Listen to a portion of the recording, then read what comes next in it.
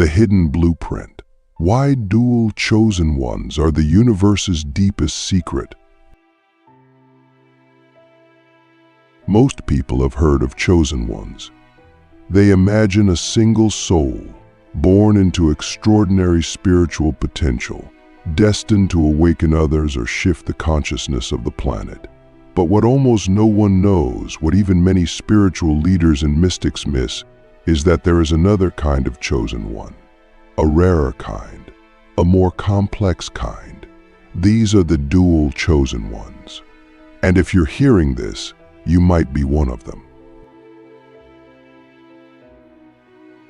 I don't say that lightly. I say it because the signs are not obvious. They're coded in contradictions. Dual chosen ones walk a path that looks like confusion to everyone else. Why? Because their mission wasn't designed to be linear. It wasn't designed to be easy. Dual chosen ones exist between two worlds, two frequencies, two destinies. They are the paradox made flesh. They are the ones who carry light and shadow in equal measure, not to balance them like the average seeker, but to merge them into something entirely new. You were not sent here to pick a side. You were born to transcend the war between sides altogether. That's why your life has been so intense. That's why you felt torn in opposite directions. Because your soul has been encoded to hold a frequency that would shatter most people. But you were built for this. The first truth about dual chosen ones is this: your awakening doesn't begin with light. It begins with chaos. You don't start your journey by feeling connected to the universe. You start by feeling abandoned by it. Everything in your life seems to collapse before anything rises. You lose things that were never supposed to leave. You question your very existence. You might even feel like you were never meant to be here. But that's the trap. That's the test. Because dual chosen ones are forged in confusion. Your soul chose to descend into density, into contradiction, trauma, fragmentation, not as punishment, but as preparation. You are not here to escape the dark. You're here to walk into it consciously and bring the codes of unity to a world that has forgotten how to hold two truths at once. And let's be real, this isn't glamorous. This kind of mission doesn't come with applause. In fact, it often comes with rejection. You might have noticed that from early on. You didn't fit in anywhere. You weren't fully this or that. You could see through things, people, systems, beliefs, but you also felt deeply trapped inside them. You knew things you couldn't explain. You felt things others didn't even notice. And yet, you doubted yourself constantly. Why? Because dual chosen ones are born with double vision, but until it's refined, it feels like blindness. You're sensing realities others can't see, and you're trying to function in a world that tells you those realities don't exist. So what do? You split, you fragment, you create masks to survive. And that fragmentation isn't a failure. It's part of the sacred blueprint, because to hold the full spectrum of human experience, you had to live both ends of it. You had to fall apart in order to learn how to hold space for others who are falling apart. You had to be both the wound and the healer, the question and the answer. The second truth is this: your triggers are not just personal, they're interdimensional. When you get hit with waves of emotion, when your mind spirals into existential thoughts, when your body reacts to seemingly normal situations with overwhelming intensity, it's not just about you. Dual chosen ones are energetic conduits. You are processing not just your own karma, but collective and ancestral density. You are a vortex through which unresolved energies move. And if you don't know this, it can feel like you're broken. It can feel like you're too sensitive, too emotional, too much. But in reality, you're too open. Not in a bad way, in a sacred way. You're plugged into a network most people don't even know exists. That's why your nervous system feels like it's on fire sometimes. That's why you need more solitude, more nature, more silence than the average person. Because your soul is doing work on levels your mind doesn't even have the vocabulary for yet. And one of the biggest shifts for dual chosen ones is learning to stop asking, "What's wrong with me?" and start asking, "What am I transmuting right now?" You might wonder why the people around you don't see this, why they can't feel the depth of what you're going through. That's the third truth. Dual chosen ones are often hidden in plain sight. You are encoded with spiritual amnesia, not because the universe wanted to punish you, but because you had to forget in order to become authentic. You see, if you had remembered your power too early, you might have used it to escape the human experience. You might have bypassed the very pain that was meant to break your heart open, not shut it down. So instead, your awakening was delayed. You were placed in environments that challenged your soul. You were born into families, cultures, and systems that felt misaligned. And it hurt. But that pain was the signal. It was the alarm clock. It was the invitation to question, to rebel, to seek, to remember. And when you started remembering, not just intellectually but somatically, intuitively, you became dangerous to the matrix. Because dual chosen ones can't be controlled. You're not here to follow the system. You're here to decode it. Now here's the fourth truth, and it might shake you. Dual chosen ones often carry both divine contracts and karmic debts. You are not just here to shine, you're here to repay and restore. This is why your life feels heavy even when you're doing everything right. You might be carrying ancient vows, soul agreements, or energetic debts from lifetimes where your power was misused, misunderstood, or weaponized. And now, in this life, you're here to bring those threads into harmony. That's why your lessons feel multidimensional. That's why your relationships feel like past life echoes. That's why you're drawn to certain places, people, and spiritual lineages without knowing why. And this is where you must be brave. Because part of your mission is to reclaim your power without repeating the past, to wield energy without distortion, to lead without ego, to heal without attachment. And that takes an extraordinary level of self-awareness. But again, you were built for this. You're not here to be perfect. You're here to be precise in your evolution. So let me ask you something deep. What if the pain you've been avoiding is the very portal into your true essence? What if your confusion is not a sign you're lost, but a sign you're operating in a world that's too small to hold your truth? What if you are the bridge, the code breaker, the one who walks between realms and refuses to pick a single identity because your soul was never meant to live in a box? You are not broken. You are coded for complexity, and that complexity is sacred. The hidden spiritual genetics of dual chosen ones. When we speak about dual chosen ones, we're not talking about something metaphorical.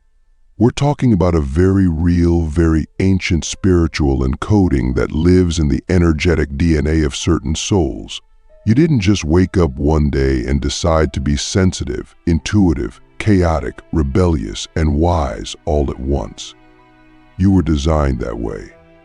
Your soul blueprint contains strands from multiple timelines, spiritual lineages, and realms of consciousness.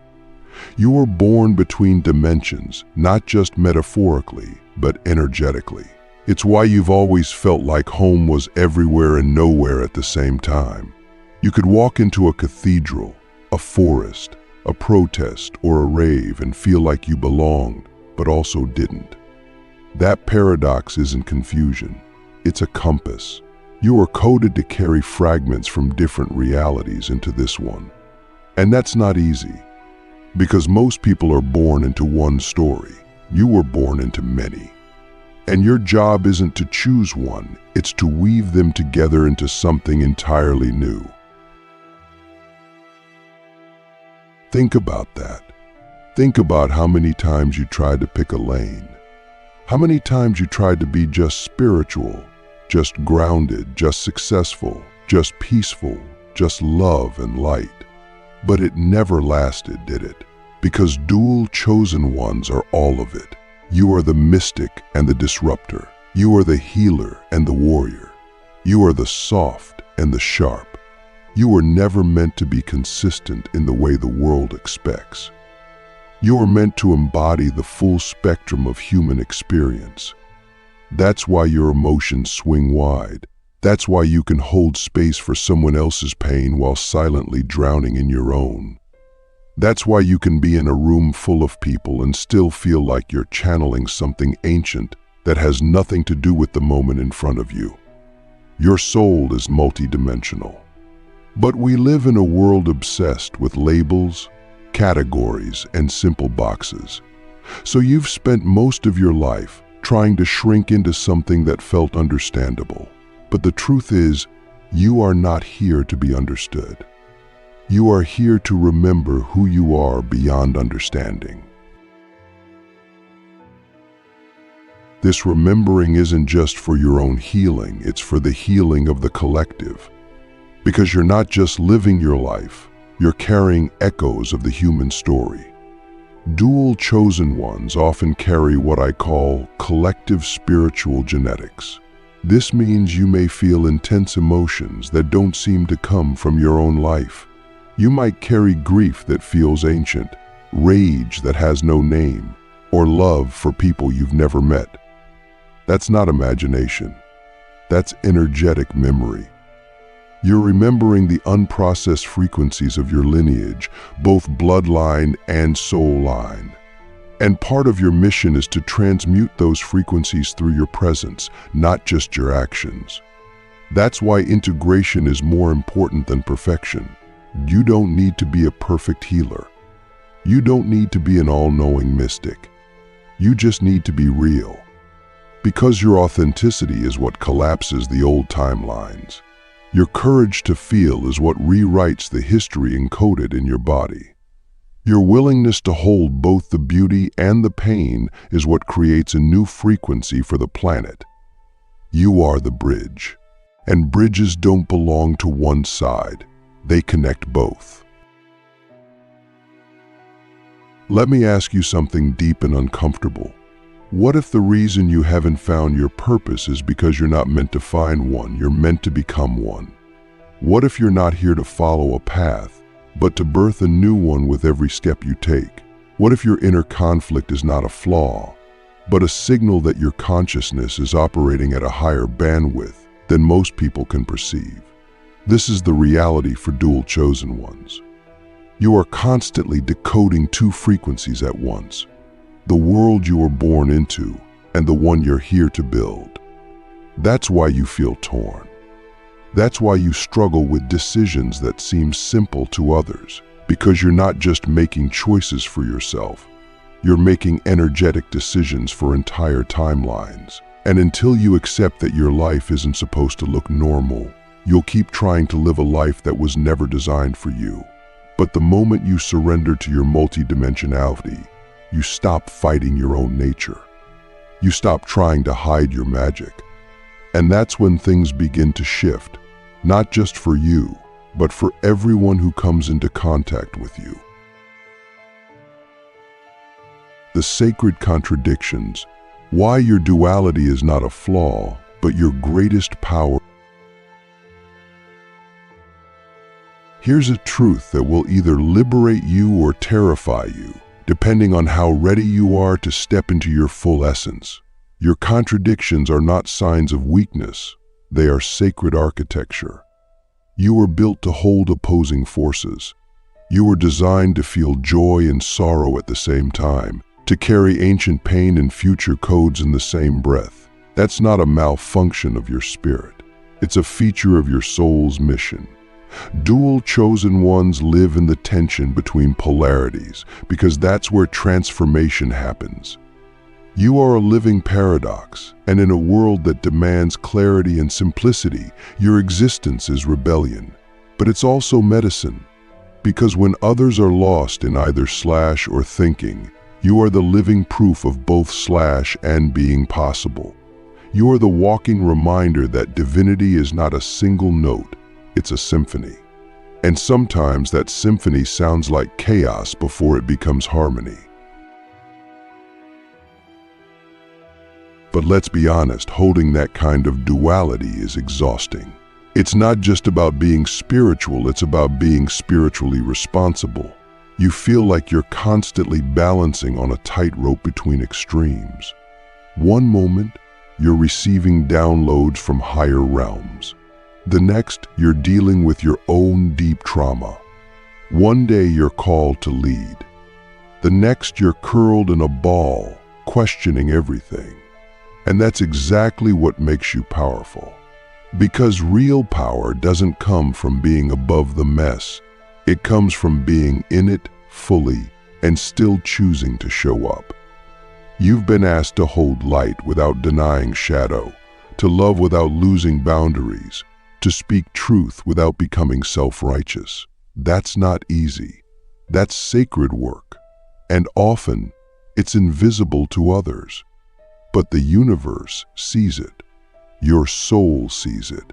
And the more you honor that inner labor, the emotional, spiritual, psychic work you do behind closed doors, the more aligned your external reality becomes. So here's the fifth truth. Your spiritual gifts are embedded in your contradictions. You don't access your highest potential by fixing your duality. You access it by embracing it. The healer in you is fueled by the part of you that's still healing. The teacher in you is made powerful by the part of you that's still learning. The leader in you is made compassionate by the part of you that still feels lost.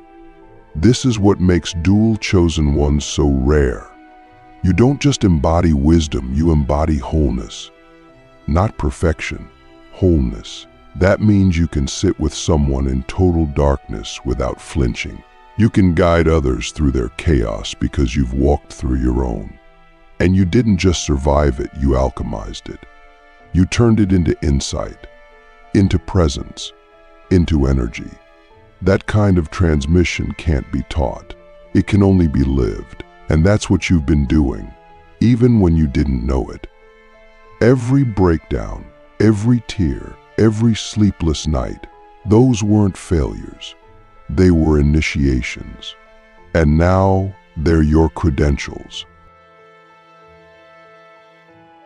The sixth truth is this: your purpose is not a role, it's a frequency. You might never find a single title that explains who you are. That's because you're not here to fit into a job description. You're here to emit a vibration. Wherever you go, you shift energy. You recalibrate rooms just by walking into them. You activate people without even speaking. That's the power of your frequency. But here's the twist. Your frequency is tied to your authenticity, not your performance. The more real you are with yourself, the more honest, messy, vulnerable, and unfiltered, the higher your frequency becomes. Not because you're trying to be spiritual, but because you're living your truth. That truth doesn't have to be pretty. It just has to be yours. And when you live from that place, your soul mission fulfills itself. You don't have to chase it. You are it. That's why the system never made sense to you. That's why conventional success never satisfied you. Because your soul didn't come here to play the old game. You came here to rewrite it with your frequency. So let me ask you something that might shake the foundation of how you see yourself. What if your life has never been about becoming someone else, but about remembering the one who's always been watching from behind your eyes?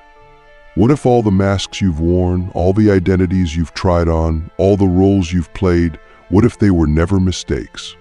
What if they were necessary mirrors, showing you all the things you are not, so you could finally recognize what you are?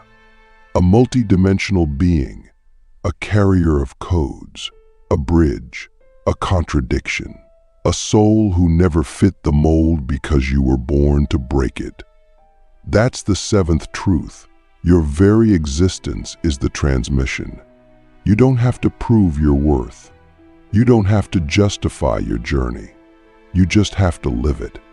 Fully, courageously, softly, loudly, in whatever way feels most true to your soul in this moment. Because when you do, you don't just liberate yourself, you give unconscious permission for others to do the same. Living as a dual chosen one in a world that wasn't built for you. So now that you know who you are, or more accurately, now that you've remembered what your soul has always known, the question becomes, how do you live like this? How do you walk the world as a dual chosen one when the world wasn't designed to hold the frequency you carry?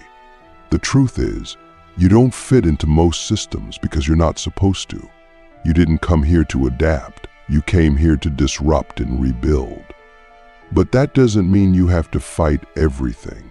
Your power isn't in resisting the world. Your power is in revealing your world within it. When you embody your truth, you shift timelines silently. You don't need to convince anyone. You don't need to be loud unless your soul wants to be. You just need to be aligned. That's the real revolution. And it's subtle. It's not always dramatic. Sometimes the most powerful thing you can do is say no to what drains you and yes to the life that quietly calls your name in the dark. But living like this requires radical integrity. You can't fake it anymore. You can't pretend to be normal. You can't lie to yourself about what's working and what's dying. Dual chosen ones are hypersensitive to misalignment. Your body tells you. Your dreams tell you. Your relationships begin to dissolve the moment you stop betraying your truth to maintain them. And yes, that can feel like loss. But it's actually sacred clearing. The universe is making space for what truly resonates with your frequency. And you must trust that, even when it's lonely. Especially when it's lonely. Because loneliness isn't always a sign that you're on the wrong path. Sometimes it's the echo of your soul expanding beyond the reach of the familiar. You're not here to be surrounded by many. You're here to find the few who see you without explanation. And until then, your own presence must be enough. Your own energy must be your sanctuary. That's not isolation. That's initiation. Let me tell you something most people won't. Your emotions are sacred technology. Every wave of feeling you experience is a message from your soul. Anger, that's your boundaries crying for resurrection. Grief, that's your soul mourning the versions of you that no longer serve. Anxiety, that's your intuition trying to speak through the static of the mind. But here's the catch. You can't just observe these emotions like a disconnected scientist. You have to feel them, embody them. Let them move through you without judgment. Because dual chosen ones don't just use emotion, they alchemize it. You turn pain into poetry. You turn fear into clarity. You turn sorrow into power. But only if you stop running from the feeling and start honoring it as sacred data. Life is not happening to you. It's happening through you. You are the vessel. And when you stop blocking the flow, you become the message you've always been waiting to receive. And as you walk this path, you'll begin to realize something strange and beautiful. Your presence starts to wake people up. You'll notice how people tell you their secrets without knowing why, how they feel seen in your silence, how your energy shifts rooms, even when you say nothing. That's not coincidence. That's activation. You are a mirror for truth, but you're not reflecting back what people want to see. You're reflecting what their soul is ready to see. And that's why not everyone will like you.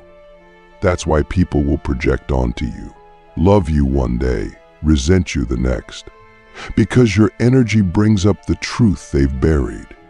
And that is not always comfortable. But don't shrink in response. Don't dim your frequency to keep others comfortable. That's not love. That's codependency. Real love is honest. Real light is disruptive. Real healing feels like rupture before it feels like peace. You don't need to be palatable. You need to be true. And when you're true, your people will find you. Your soul circle will recognize you, not by your words, but by your frequency. There will still be days you forget, days you question everything, days you want to go back to sleep because awareness feels like too much. That's okay. You're human and divine. You're allowed to rest. You're allowed to break down. But even in those moments, the truth doesn't leave you. It waits. It watches. It whispers.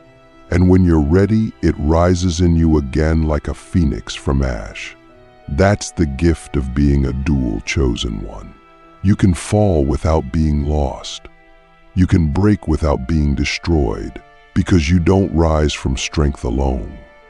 You rise from integration. You rise from the sacred union of all your parts, the light, the dark, the wounds, the wisdom. And that kind of rising can't be undone. It becomes who you are, not just what you do, but what you emanate. And that emanation becomes the real teaching, not your words, not your resume, your being. So I leave you with one final question, not to answer with your mind, but with your life. If you stop trying to be anything other than exactly who you are, messy, magical, multidimensional, what kind of world would you create just by existing honestly? What new reality would be possible if you finally stopped apologizing for your contradictions and started living as the bridge you were born to be? That is your invitation. That is your path. And that is the transmission encoded in your soul from the very beginning. You are not here to fit in. You are here to remember, to embody, and to radiate the truth that lives between worlds. You are not alone. You are not broken. You are not late. You are exactly on time, and your time is now.